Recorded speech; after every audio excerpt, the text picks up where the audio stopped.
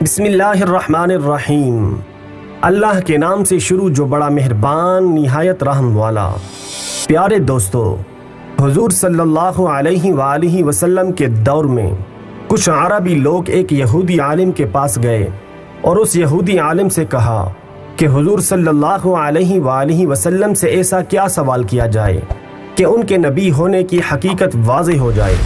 اس سوال کے جواب میں یہودی عالم نے حضور پاک صلی اللہ علیہ وآلہ وسلم سے 3 سوال پوچھنے کا کہا، جن میں سے ایک سوال یہ بھی تھا کہ اصحاب کہف کون تھے۔ تو پیارے دوستو، اللہ رب العزت نے اپنے محبوب صلی اللہ علیہ وآلہ وسلم کو اس سوال کا جواب قرآن کریم کی سورہ کہف کے اندر مکمل وضاحت کے ساتھ بیان فرمایا۔ اس کے مطابق یہ حضرت عیسیٰ علیہ السلام کا دور تھا جب اللہ رب العزت نے ان کو آج کے دور کے فلسطین کے علاقے میں لوگوں کو اسلام کی تبلیغ کے لیے بھیجا۔ یہ علاقہ اس وقت رومن امپائر میں شمار ہوتا تھا اور یہ بت پرست لوگ تھے۔ یہاں ایک یہودی بادشاہ کی حکمرانی تھی جو رومن حکومت کے ماتحت ہی کام کر رہا تھا۔ جب حضرت عیسیٰ علیہ السلام نے یہاں تبلیغ شروع کی تو رومی لوگ آپ کے مخالف ہو گئے اور آپ کو گرفتار کر کے سولی پر لٹکانا چاہا، مگر اللہ پاک کے حکم سے آپ کو زندہ آسمان پر اٹھا لیا گیا۔ اس واقعے کے کچھ عرصہ کے بعد یہودی لوگوں نے رومی حکومت کے خلاف بغاوت شروع کر دی، لہذا اس بغاوت کے رد عمل میں غصہ ہو کر ٹائٹس نامی رومی بادشاہ نے یروشلم اور فلسطین پر حملہ کر کے اسے مکمل تباہ کر دیا، حتیٰ کہ بیت المقدس کو بھی اس نے مکمل تباہ کر دیا۔ اس دوران اس نے 1.5 لاکھ یہودیوں کا قتل عام کیا اور جو بچے ہوئے یہودی یہاں رہ گئے تھے وہ جان بچا کر فلسطین سے نکل گئے، اور یوں صرف عیسائی لوگ جو حضرت عیسیٰ علیہ السلام کے ماننے والے تھے اور ان کی تعلیمات کے پیروکار تھے، صرف وہی لوگ فلسطین میں موجود رہ گئے۔ پیارے دوستو، اس زمانے میں دقیانوس نام کے بادشاہ کی حکومت تھی جو کہ رومی اور بت پرست تھا، لہذا اس کی حکومت میں موجود عیسائی لوگوں پر اس نے ظلم و ستم کرنا شروع کر دیا، اور یہاں تک کہ حضرت عیسیٰ علیہ السلام کے ماننے والوں کو یا ان کے چند نوجوان حواریوں کو ایک روز اس نے اپنے دربار میں بلا لیا اور ان سے کہا کہ میں تمہیں چند روز کی مہلت دیتا ہوں کہ تم اپنے نئے دین یعنی کہ عیسائیت سے باز آ جاؤ، ورنہ میں تمہیں قتل کر دوں گا۔ پیارے دوستو، حضرت عیسیٰ علیہ السلام کے پیروکار یہ نوجوان لوگ دراصل اصحاب کہف تھے، جن کے واقعہ کا ذکر قرآن پاک کی سورہ کہف میں وضاحت کے ساتھ موجود ہے۔ ان نوجوانوں نے جب یہ دھمکی سنی تو شدید پریشان ہو گئے، کیونکہ اس وقت وہ بادشاہ سے لڑنے کی ہمت نہیں رکھتے تھے اور نہ ہی وہ اس شہر میں رہ کر عیسائی تعلیمات جاری رکھ سکتے تھے، ورنہ دقیانوس بادشاہ ان کو قتل کروا دیتا۔ لہٰذا انہوں نے شہر چھوڑ کر کہیں بھاگ جانے کا فیصلہ کیا اور اللہ پاک کی ذات پر بھروسہ کر کے شہر سے نکل گئے، یہ سوچتے ہوئے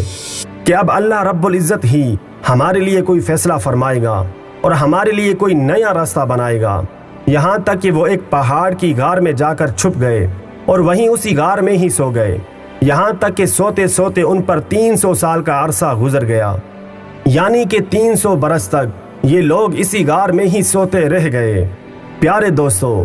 دقیانوس نے جب ان لوگوں کو تلاش کروایا تو اسے معلوم ہوا کہ یہ لوگ اس غار کے اندر موجود ہیں،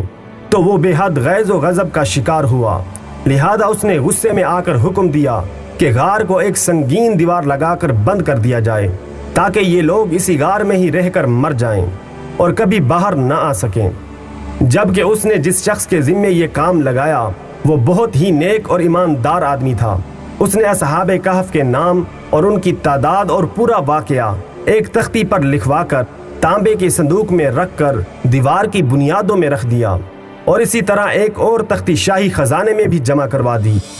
پیارے دوستو، اس 300 سال کے عرصہ کے دوران دقیانوس بادشاہ مر گیا اور کئی بادشاہ اور کئی حکومتیں آئیں اور چلی گئیں، یہاں تک کہ 300 عیسوی میں رومن امپائر نے بھی عیسائیت اختیار کر لی۔ پیارے دوستو، اس زمانے کے بعد یعنی 446 عیسوی میں بدروس نامی ایک عیسائی بادشاہ کی حکومت آئی جو کہ نیک دل اور انصاف پسند بادشاہ تھا، اور اس نے 68 سال تک شان و شوکت سے حکومت کی۔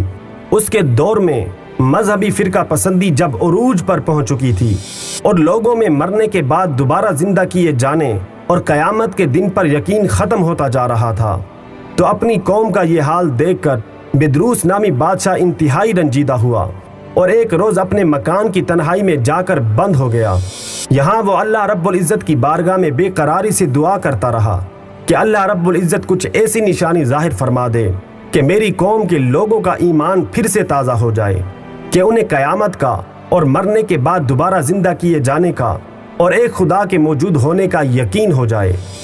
تو پیارے دوستو،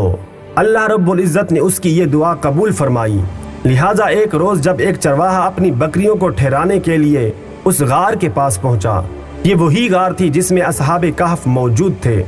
اور اس میں سو رہے تھے، اس نے چند لوگوں کے ساتھ مل کر اس دیوار کو گرا دیا۔ اس دیوار کے گرتے ہی دیوار کو گرانے والوں پر ایسی ہیبت اور خوف طاری ہوا کہ سب گھبرا کر وہاں سے بھاگ گئے۔ تو یوں اللہ رب العزت کے حکم سے اصحاب کہف اپنی نیند سے بیدار ہوئے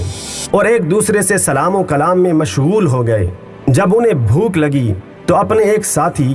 جس کا نام یملیخا تھا اس سے کہا کہ تم بازار جا کر نہایت ہی خاموشی کے ساتھ کھانا لے آؤ اور یہ بھی معلوم کرنا کہ دقیانوس ہم لوگوں کے بارے میں کیا ارادہ رکھتا ہے۔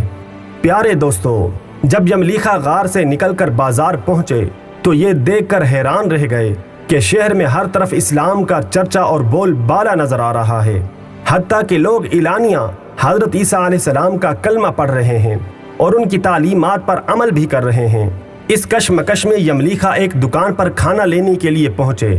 اور کھانے کی قیمت کے بدلے میں دقیانوسی زمانے کا سکہ دکاندار کو دیا، جو کہ ظاہر ہے کہ 300 سال پرانا تھا اور اب بند ہو چکا تھا، حتیٰ کہ اس کو کوئی پہچاننے والا بھی باقی نہ رہا تھا۔ دکاندار نے یہ سکہ دیکھا تو اس کو شک ہوا کہ شاید اس شخص کو کوئی پرانا خزانہ مل گیا ہے، لہذا اس نے یملیخا کو سپاہیوں کے سپرد کروا دیا تاکہ وہ ان سے خزانے کے بارے میں پوچھ گچھ کر سکیں۔ پیارے دوستو، یوں سپاہیوں نے یملیخا کو پکڑ لیا اور ان سے سوال کرنے لگے کہ خزانہ کہاں ہے۔ جواب میں یملیخا نے کہا کہ میرے پاس کوئی خزانہ موجود نہیں ہے اور یہ ہمارا ہی روپیہ ہے۔ سپاہیوں نے کہا کہ ہم کیسے مان لیں، کیونکہ یہ سکہ تو 300 سال پرانا ہے جبکہ تم ابھی جوان ہو، لہذا سچ سچ بتاؤ کہ آخرکار معاملہ کیا ہے تاکہ اس کا کوئی مناسب حل نکالا جا سکے۔ جواب میں یملیخا نے کہا کہ پہلے مجھے یہ بتاؤ کہ دقیانوس بادشاہ کا کیا حال ہے۔ سپاہیوں نے جب یہ سنا تو جواب دیا کہ اس دور میں اس نام کا کوئی بھی بادشاہ پوری روئے زمین پر موجود نہیں ہے، مگر ہاں سینکڑوں سال پہلے اس نام سے ایک بے ایمان بادشاہ گزرا تھا اور وہ بت پرست تھا۔ یہ جواب سن کر یملیخا ششدر اور پریشان ہو کر رہ گئے اور بتایا کہ ابھی کل ہی تو ہم اس کے شر سے اپنا ایمان و جان بچا کر بھاگے تھے، میں اور میرے ساتھی قریب کے غار میں چھپ گئے تھے جبکہ میرے باقی ساتھی اس وقت بھی غار میں موجود ہیں۔ تم لوگ میرے ساتھ چل کر خود ہی کیوں نہیں ان کو دیکھ لیتے؟ جب سپاہی اور شہر کے لوگ ایک کثیر تعداد میں اس غار کے پاس پہنچے تو اصحاب کہف یملیخا کے انتظار میں تھے کہ انہوں نے آنے میں بہت دیر کر دی اور شاید یملیخا کو بادشاہ نے گرفتار نہ کروا لیا ہو۔ جب غار پر بہت سے آدمی پہنچے اور شور و غل سنائی دینے لگا تو اصحاب کہف سمجھے